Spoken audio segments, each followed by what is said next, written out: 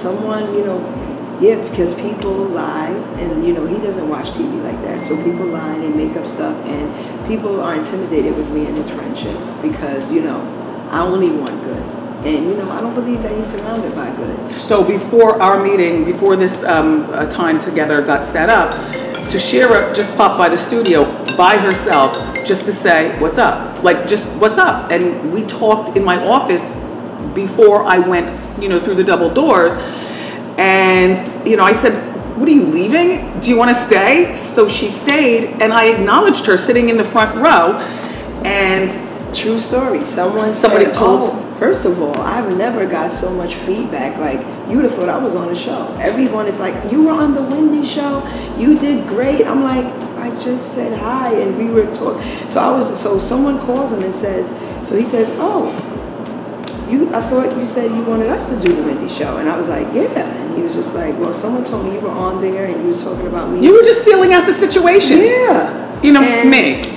Yeah, exactly. Feeling out the situation, yes. Nothing negative at all. Yeah. And now someone's telling him that I'm talking about I walked him into rehab and this and that. I said, I didn't say anything. We didn't have a conversation like that.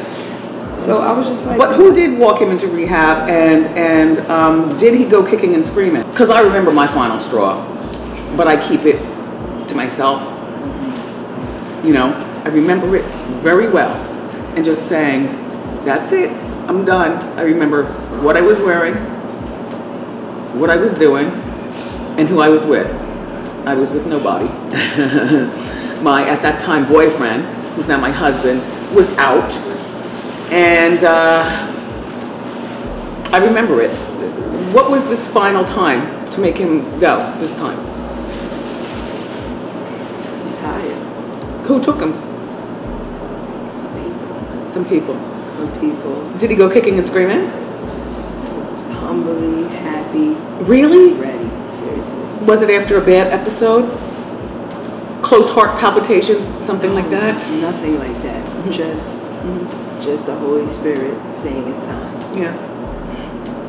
And hopefully one day he could share that with you. And that's why I want to be not too, because he was upset that I talked about it in public. Well, if you're watching this ex, she's giving you nothing but praise, and there was no behind the scenes cryptic conversation. Listen, we met at a light with a cassette, but we both have something very, very, very deep in common. So I wish you well with your recovery.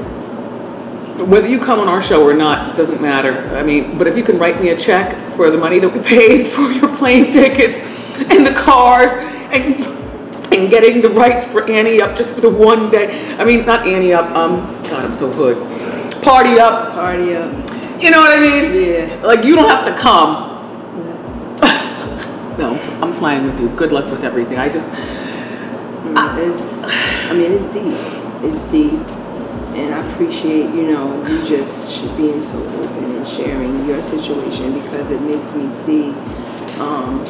Well, you know, my husband never got down. So I had to look at the same face of sober as he did. So you could understand. I totally get it. Yeah, I mean, that I couldn't go there. Someone need to be strong. Let's talk about you. So you're 46, you've got 4 children, and by the same man. By the same man. And you live nicely outside of New York City. Yes. In the suburbs.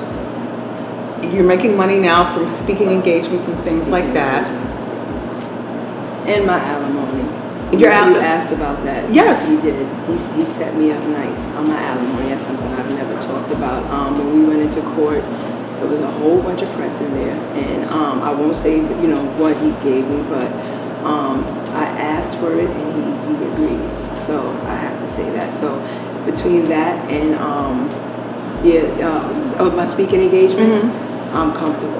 Well, I was going to ask you other stuff, like, you know, do you have girlfriends? Is life so hectic? Because, you know, especially when you have children, but when you're going through something very private at home, you know, the addiction is very, very serious. And I can imagine that people want to use you more than be your friend or your lover. No, and you know what? On that note, when you say addiction could be very like have you in a bubble. That's where I'm at. That's what I'm getting out of right now. You're bubbly? My bubbly. I was in, yes, exactly. And you could imagine, because it's almost like I was there with them the whole time, and I didn't even realize it. Even though I didn't use, you might as well say I did, because I was the shield. Yeah. So now, because in being that shield, you know, I separated myself from my family, from my girlfriends, and now that I'm out, I'm like in this big world. Well, not now, but that's how I felt the past 4 years. Afraid to date, because I don't know, you know, if they want to try. They think I have all this money, and what I was running into, a lot of men, they were either intimidated, or they were trying to be. They think I have money, or they want to be like X. Like, they think they had to reach this kind of standard that I was looking for, and I'm like, no, you have no idea. I just want a regular guy. And the girlfriends, all they want to do is screw him. You know what? Thank God. Okay. Thank God the girlfriends that I grew up with, they never did that. Thank God. These were girlfriends from kids. But my industry friends, I have no idea, because it was so crazy and I was so naive. So this is where my book comes in. The name of it is The Journey to Finding Tashera, because it has been a journey. So everything that you just touched on, Wendy, the reason why I wasn't opposed to it is because whether I like it or not, X is a very huge part of my life. And I don't want to get emotional, but I'm in a place now where I'm really trying to detach myself. And it was hard to get to where I am right now. So that's why when I said, this is the DMX, I can't. Yeah. He has been a huge part of my life, and it's hard to separate. But it's something that I have to do. Yeah.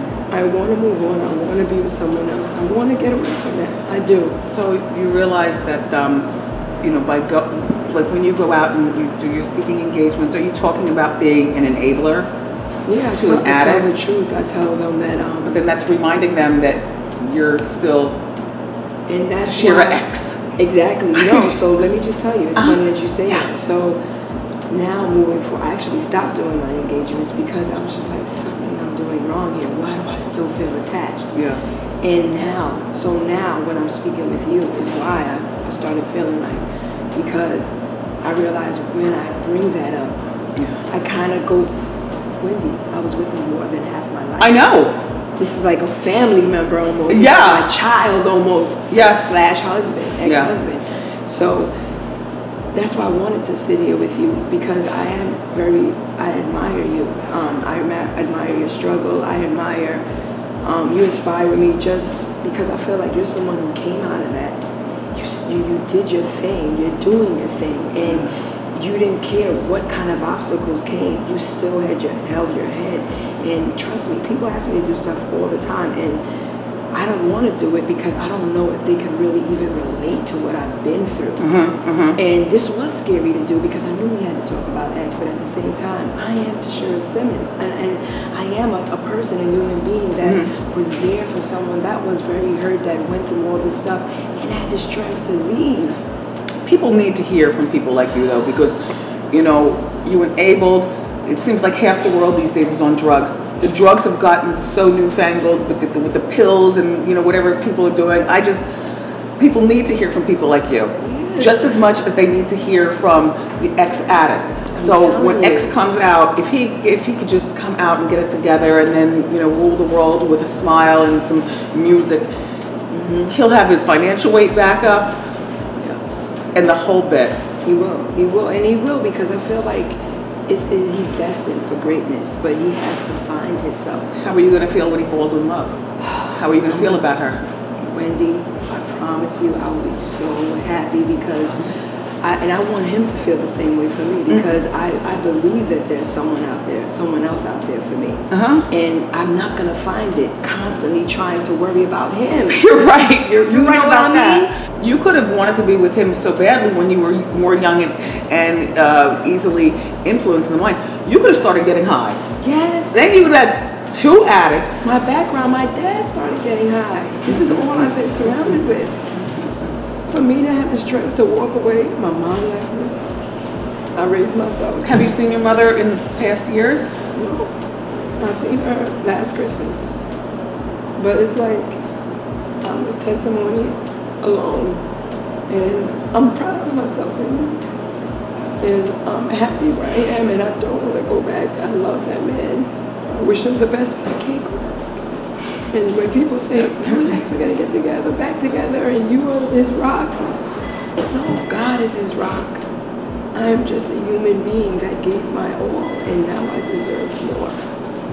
I wish you well with this journey. I hope this is not the last time I'm going to see you. No. I mean, you know. No, not either, because you normally don't get this emotional. So obviously we have more to do.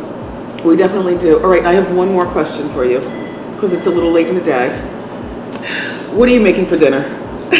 You know what? I'm gonna make some quinoa and kale balls that I buy out of Whole Foods. Yeah. Some natural sauce. So you don't eat meat? I don't eat meat. Does X eat meat? Yes, he does. He said if it ain't broke, don't fix it. So he ain't stopped. Do the kids eat meat? My son is a vegan, but the rest do. The other three do. Yeah. But yeah, maybe we have a play date. I heard you have a the 17. No, your son's about to go to 16. college. 16. He's a junior. And these kids are a mess out here. Yes, they are. So I got to get home to keep my eye on him. You have 4 to keep your eyes on, and a quinoa ball to make. Yes, I do. That sounds delicious. Yes, I Don't forget the hot sauce and everything. No, I'm not. You know, sometimes our food is a little bland. No, we need the hot sauce. The vegetarian, vegan, wait, you definitely need your garlic shake and all that stuff. Yes, a garlic shake. Wait, I never tasted that. Is that good? Excuse me? It's just garlic that you Oh, I thought you meant an actual shake. I was like, wait, hold up, stinking breakfast. No, I always carry all my stuff, because you never know when you're going to run into a good snack. No, that's a good idea. Please, I got my salt and pepper. Let me show you the one final thing that's going to make you laugh, because you're probably the same way. What? Never leave the house without hot sauce. Not sriracha. Hot sauce swag. Yes. In the bag. Yes, all the time. Can I have one? What are you going to put it on? I have my bag, and when I leave here, I'm going to get something to eat. Well, here. Have 3. Okay. I can't spare the other 2, because confidentially speaking. Oh, and Frank's? Oh, the best. The best. Confidentially speaking, I've been sitting here with a quinoa burger and the whole bit. When I get in the car, I'm throwing down. You need it. Oh, thank you. What a cute bag. Oh, you like this? Thank you. Yes. I love it. I need a little bigger, though, so I could put everything in there, but... No, I just came from work. Oh, okay. Sure. Thank you, though. Look, what do I say? Thank you. Thank you. Thank you for your great spirit. Thank you. Thank you for just being open and just being you. And thank you for this opportunity. And when you speak to him, just tell him, look, relax, you didn't say anything, and I didn't say anything. And this, I think that, but I understand him being angry, because I remember feeling that way about everybody around me while I was going through my sobriety. And it's a true story. Every time I sniffle, I get guilty, because people think, somebody might think I'm back. Yeah, you're like, but no, I have runny sinuses, and the whole bit, but yeah. A sniffle, any further thing, you just like, okay. Yep. Everybody's staring. I'm like, no. What you doing? What you doing? We're going home. We're going home.